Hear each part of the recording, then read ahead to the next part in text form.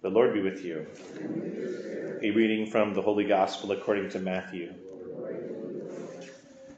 When John the Baptist heard in prison of the works of the Christ, he sent his disciples to Jesus with this question, "Are you the one who is to come, or should we look for another?" Jesus said to them in reply, "Go and tell John what you hear and see. The blind regain their sight, the lame walk, lepers are cleansed, the deaf hear, the dead are raised, and the poor have the good news proclaimed to them. And blessed is the one who takes no offense at me." As they were going off, Jesus began to speak to the crowds about John. "What did you go out to the desert to see? A reed swayed by the wind? Then what did you go out to see? Someone dressed in fine clothing? Those who wear fine clothing are in royal palaces. Then why did you go out? To see a prophet? Yes, I tell you, and more than a prophet. This is the one about whom it is written, 'Behold, I am sending my messenger ahead of you. He will prepare your way before you.' Amen, I say to you, among those born of women, there has been none greater than John the Baptist. Yet the least in the kingdom of heaven is greater than he." The Gospel of the Lord. Praise to you, Lord Jesus Christ.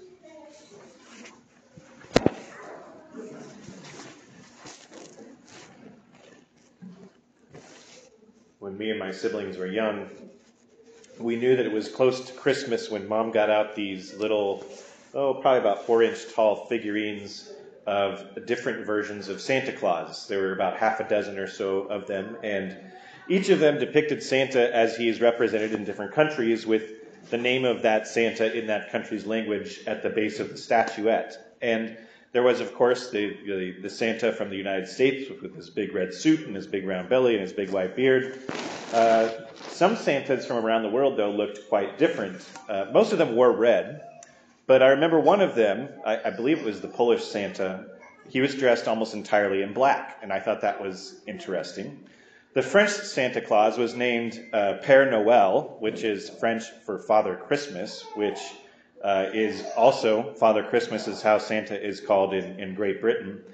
And we all thought that the Irish Santa was hilarious because the statue of the Irish Santa said, and I'm not kidding, St. Patrick. And I looked up the Gaelic word for Santa Claus, and it's admittedly difficult to pronounce, but just changing it to St. Patrick seems a little lazy to me. But anyways, this statue of St. Patrick looked basically like Santa, except he was dressed in green, and for some reason he had a green top hat that he was wearing. But I'm not sure if that's accurate. I have my suspicions. I sort of doubt that St. Patrick shows up in Ireland on Christmas versus Santa Claus. And then there's the Santa Claus from Holland. And the Santa Claus from Holland, his name was Sinterklaas, and that's actually where the name Santa Claus comes from. In New York City, which was originally a Dutch colony, Americans thought that the Dutch were saying Santy Claus, and we eventually butchered that enough into Santa Claus, and that's the name that we know and love today here in the United States. Being as we get the name Santa Claus from the Dutch, I find it quite fitting that our modern idea of what Santa Claus looks like comes from a Dutch artist.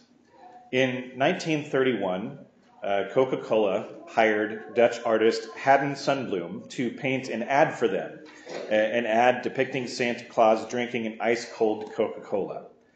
And Sundblom's reimagining of Santa Claus would eventually become the way that we all think of Santa Claus.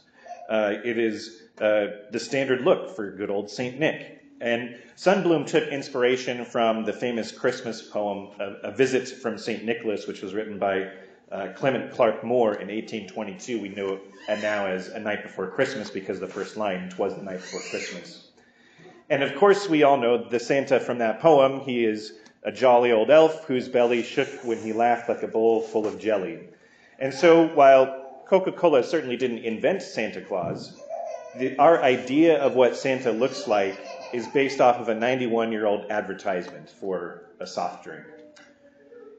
And this bit of history is what gave me the idea a few weeks back to give me a framework for my homilies these 4 weeks of Lent. I've titled these homilies Christmas Before Coca-Cola. And it's for this reason. Before modern times, Christmas had a very different feel. Yes, Much of the Christmas traditions we have, they're quite ancient. They do date back even before Jesus. But this transformation of Santa by the Coca-Cola Company is sort of emblematic of a bigger problem that a bigger change in the mood surrounding the Christmas season that I've been talking about through these weeks of Advent. And this has led to Christmas being commercialized to the point where it seems that Christmas is about sales and dollars and cents rather than shepherds and mangers and the Christ child. Even the United States government saw an opportunity to commercialize Christmas. It used to be that November 25th was a U.S. holiday called Evacuation Day, which sounds kind of bad. But Evacuation Day was a holiday that it was an annual celebration of the British Navy leaving New York City on November 25th of 1783. It's basically the tail end of the Revolutionary War. And Evacuation Day sort of fell out of favor when the Roosevelt administration, during the Depression, they wanted to fix a permanent day for the holiday of Thanksgiving, sort of a holiday that would open up the holiday season. And the reason that they chose the date was to basically boost the economy by encouraging people to shop as a way to prepare for Christmas. And so, yes, Thanksgiving is also a very old U.S. holiday, but the reason it's on the last Thursday of November almost entirely has to do with money. In fact, there have been attempts throughout history to move Thanksgiving earlier in November so that people have more time to spend their money, that shopping season lasts even longer. So to get away from this commercialized idea of Christmas, I've tried to go back to what Christmas was like before Coca-Cola. The first week of Advent, I talked about the ancient pre-Christian origins of many of our Christmas traditions. Last week, I talked about the spooky side of Christmas. And this week, I'm going to talk about Santa Claus. It seems that almost every European country has sort of their own version of Santa Claus. However, all of the similarities that between them are striking. Every version of Santa Claus is kind and generous. Every version of Santa Claus brings gifts. And the similarities, they all point to there being a sort of singular origin story for all those different Santa Claus traditions. And in fact, there is. There is a version of Santa that I haven't talked about yet because he is Santa. Santa is very much real. He is very much kind and generous. And he very much gives us gifts. I mentioned that we got the name Santa Claus from the Dutch name Sinterklaas, but I never said what Sinterklaas actually means. Sinterklaas means Saint Nicholas. Saint Nicholas was born in the early 4th century, so we're talking over 1,600 years ago. He was born into a wealthy family in the town of Patara, which is in modern-day Turkey. And when his parents died, Nicholas gave most of his family inheritance to the poor that were living in his hometown. He became a monk when he was only 17 years old, and shortly after that, he was ordained a priest. He was still in his 20s when he was appointed the Archbishop of Myra, which is an ancient city in Turkey. And there are so many stories about Nicholas that during his time as Archbishop, where he saved people's lives, he was powerful in prayer. He was even said to have had the power to heal the sick. Other than Mary, the Mother of God, St. Nicholas is the most common patron saint. Nicholas is the patron saint of sailors and merchants and archers. He is the patron saint of repentant thieves, and to go right along with those repentant thieves, he's also the patron saint of children. He is the patron saint of brewers and pawnbrokers and unmarried people and students.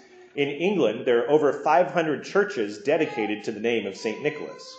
St. Nicholas is the patron saint of Russia and Greece and obviously Turkey.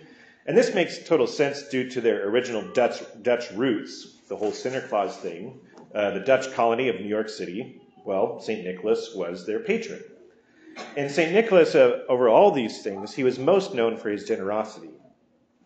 There's a famous story of the 3 young women, sisters. This was back in a time where a man would propose to a woman, and that woman's father would agree to give his daughter in marriage, but at the cost of a dowry, which was sort of a payment, either in money or in property, in order to ensure that the bride's family had a stake in the marriage as well, that the bride wasn't, just marrying this man for money.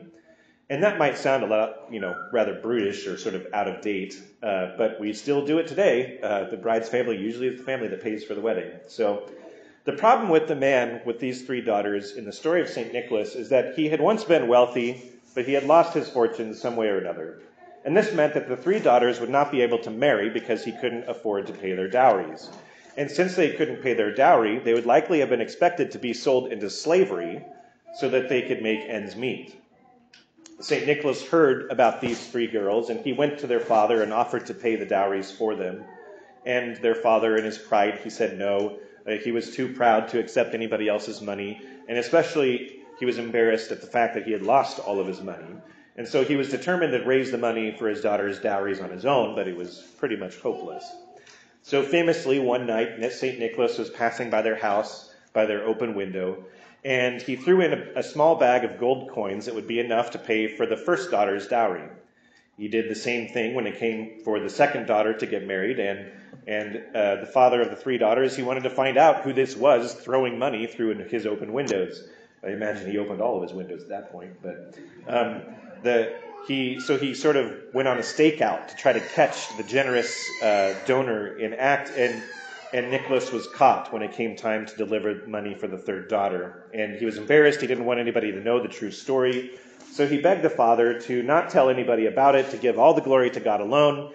And, well, I think the father might have told someone, because we still carry out the tradition. The story goes that the girls' shoes and socks were by the hearth and the fireplace. They were drying out from being wet. And it's said that one of the bags of gold happened to land right in their shoes, one of their shoes. And this should sound familiar to us, because this is where we get the tradition of hanging stockings by the fireplace. And we find gifts in them from Santa Claus. St. Nicholas is still at work 1,600 years later, and for those houses that don't have fireplaces, he's been known to leave some presents under the Christmas tree. The image of St. Nicholas from the actual St. Nicholas is a lot different than the Coca-Cola version of St. Nicholas, telling us to buy something. St. Nicholas was a saint who regularly practiced penance and fasting, which means he was not plump. He didn't wear a stocking hat because he lived in a desert in Turkey, or at least in the warm, dry climate of the Mediterranean. But he did wear a pointed hat of a bishop. He wore red, certainly, because that was the color of bishops. And that's why Santa wears red to this day. St. Nicholas is a reminder that we're not supposed to expect things for Christmas. Rather, we're supposed to be generous during Christmas. We're supposed to serve the poor and those in need. And that's not really the Coca-Cola version of Santa. I talked about it last week, that this is the time of the year where we think about how we've been naughty or nice. This is because it's the end of the year. It's sort of a closing time, a time to think about our salvation and the state of our soul. And Nicholas was a reminder of what living a Christ-like life was like. It's supposed to be the way that he lived. And that's traditionally why Santa in the past has had some pretty scary helpers that came along with him.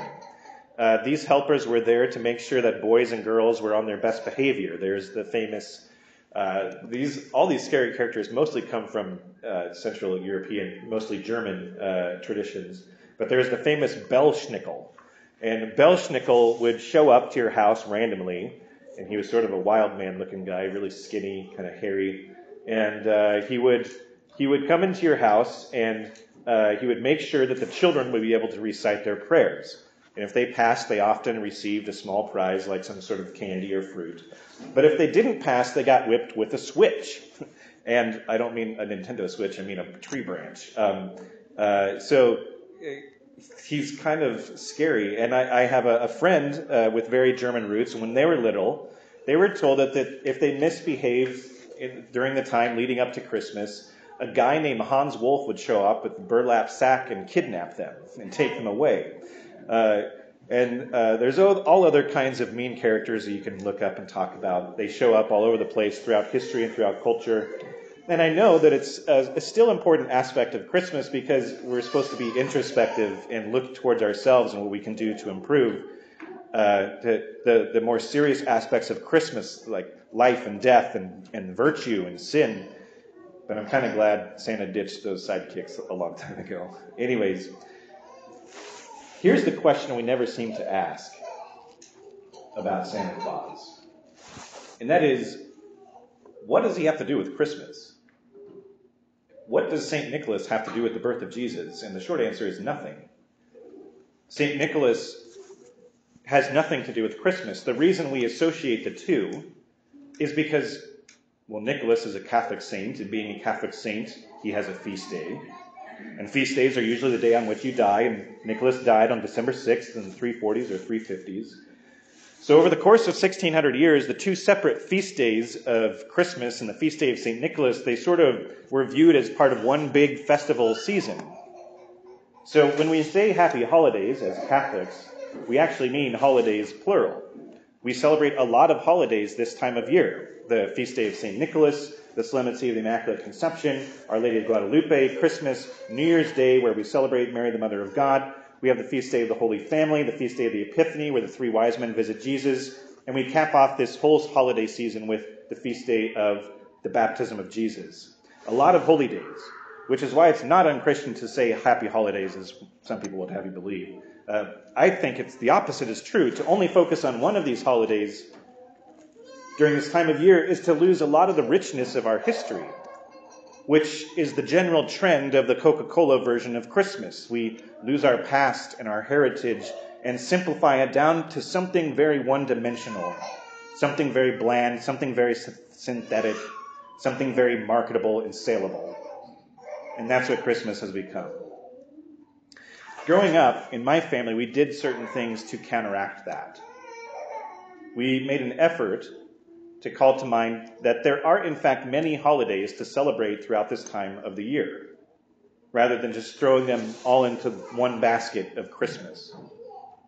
I think learning about the different holidays helped us to learn our faith a lot better than sort of just glossing over everything and waiting for Santa on Jesus' birthday. And so in my house, Santa visited us on December 6th because that's Santa's feast day. I think my mom and dad must have worked out some kind of deal with him to make a special trip to our house where he had to go to everybody else's house on the 24th or 25th. To me, growing up, it made a lot more sense. December 6th is his feast day after all. To get ready for the big day, Mom would make us new stockings every year. And when we got home from school on December 6th, our stockings would be full. Pretty sure people were jealous of us because we got our presents 2.5 weeks early. But our stockings had they always had some toys in them. They always had some candy in them. We would usually get those chocolate coins that had the gold foil wrapped around them, sort of commemorating the fact that the original St. Nicholas literally gave coins to the people that he was giving gifts to. We also would get stuff that we would actually use and need, like school supplies, chapstick for the cold months, pajamas, socks. And then after we opened our stockings, we would sit down as a family and we would drink hot chocolate together. And not any hot chocolate, homemade hot chocolate that Mom would make for us. And this was one of our favorite times of the year. I was well into my 30s when my mom stopped making me a new stocking every year. She's retired now, so maybe she'll start doing it again. But some people, might have a problem with me saying all this stuff. Some people might think that it's weird to ask Santa to bring stuff 2.5 weeks early, but I think it worked out pretty well for us. Christmas isn't about St. Nicholas. It's about the birth of Jesus. And so by celebrating St. Nicholas early, I think it reminded our family that Christmas isn't about presents at all.